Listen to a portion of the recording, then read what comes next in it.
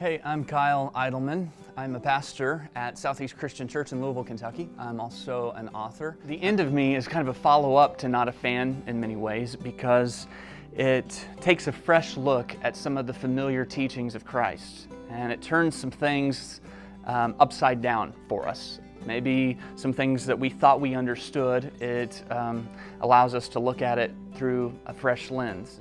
For example, Jesus says that the first will be last and the last will be first. Well, that's not really how we think of it. We think, the first are first and the last are last. Jesus says if you humble yourself, that you'll be exalted.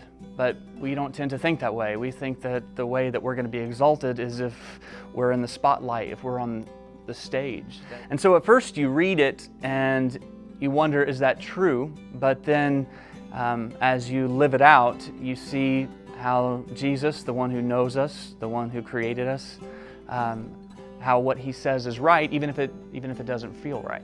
So much of the teaching of Christ was not just countercultural, but it was counterintuitive.